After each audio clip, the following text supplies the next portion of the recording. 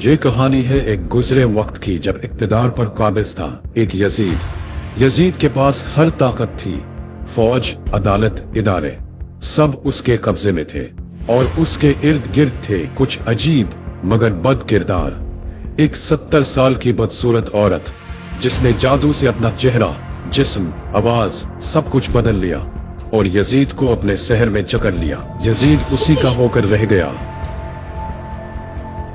उस नानी का बाप, नाम शरीफ, लेकिन एक पुराना चालाक चोर जो कौम की दौलत खाकर भी शराफत का लबादा ओढ़ लेता। फिर था बिल्लू रानी, चेहरा मर्द का लेकिन हरकतें, नाच गाना, अदाकारी सब किसी तवाइफ से बढ़कर। फौज के जर्नैल उसी के दीवाने बन चुके थे।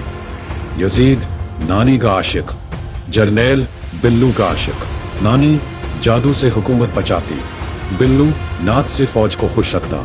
ये सब एक दूसरे को बचाते और कौम पर जुल्म करते। जो भी आवाज उठाता लापता हो जाता, जो भी सच बोलता बीमार हो जाता और जो भी राजा का नाम लेता उसका नाम मिटा दिया जाता। कौम डरी हुई थी, खामोश थी और कुछ लोग तो इन्हीं जालिमों की हिमायत थे।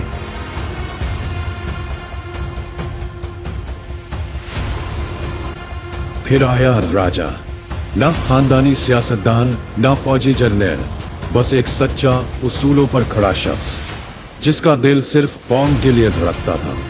राजा ने यजीद के खिलाफ आवाज उठाई, सच बोला, शऊर दिया और खुद मैदान में उतर आया। लेकिन राजा के साथी या तो डर गए या दुश्मन से जा मिले। राजा अकेला रह गया और उसे अंधेरी काल कोठरी में डाल दिया गया। वहां उस पर तशद्दुद हुआ, दवाएं रोक दी गई, डॉक्टर ना मिलने दिया गया और उसकी बीवी को भी कैद करके उस पर दबाव डाला गया। लेकिन राजा हारा नहीं, जख्मों से चूर मगर नजरिए पर कायम। राजा ने हिम्मत न हारी, ना झुका ना रोका और उसकी ये इस्तकामत कौम के कुछ नौजवानों को जगा गई।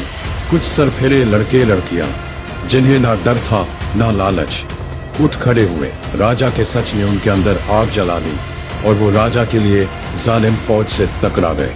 अब वक्त आ गया है फैसला कुन जंग का। एक तरफ है राजा और वो बाशऊर नौजवान जिनके हाथों में सिर्फ सच है। दूसरी तरफ है यजीद, नानी, बिल्लू रानी, शरीफ और वो पूरी फौज जो सिर्फ हुक्म पर जुल्म करती है। अब फैसला आपका है। तू अब बताए, कमेंट में अपनी राय दे।